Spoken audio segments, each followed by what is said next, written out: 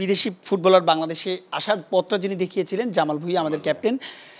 এবার Asian cup qualifier দেখলাম জামাল প্রথম দুটো ম্যাচে অর্থাৎ ইন্ডিয়া এবং সিঙ্গাপুরের বিপক্ষে ম্যাচে জামালকে ক্যাপ্টেন হিসেবে প্রেস মিটে নিয়ে আসা হয়েছে।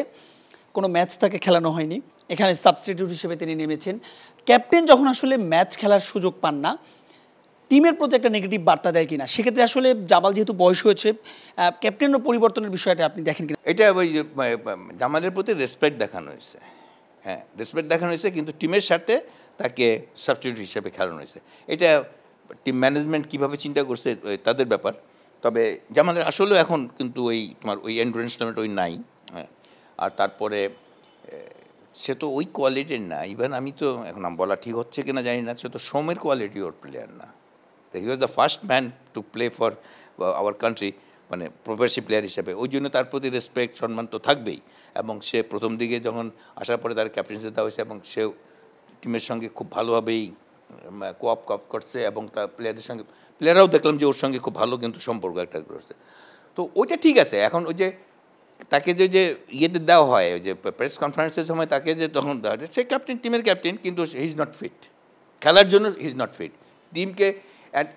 ক্যাপ্টেনের দায়িত্ব কিন্তু মাঠে, যে ফুটবলের যেমন ক্রিকেটের ক্যাপ্টেনের যেমন বিরাট রেসপন্সিবিলিটি, ফুটবলের ক্যাপ্টেনের অন্তত কিছু রেসপন্সিবিলিটি আছে অফ দ্য ফিল্ড।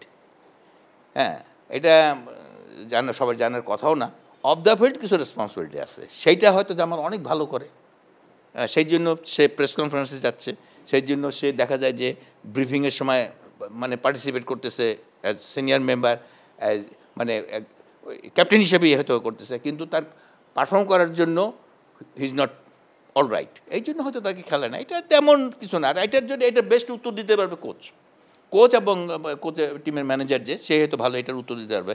আর এইটার জন্য টিমের কোনো মানে পারফরমেন্সে কোনো হ্যাম্পার হয়েছে কিনা, ওইটা আমার কাছে মনে হয় নাই। আমি প্লেয়ারদের অ্যাটিটিউড এবং দ্যাট ওয়াজ ভেরি গুড, হ্যাঁ। ওই জন্য যে জামালের যখন পরে নাম হলো, জামালের attitude he was very good, he was fine, একদম সঙ্গে সঙ্গে ইনভলভ হয়ে গেছে। দ্যাট ইজ, ওইটা হলো সবচেয়ে ইম্পর্টেন্ট ব্যাপার। এবং এটা যে কোচ করতে পারছে, এই জন্য তাকে ধন্যবাদ জানানো উচিত।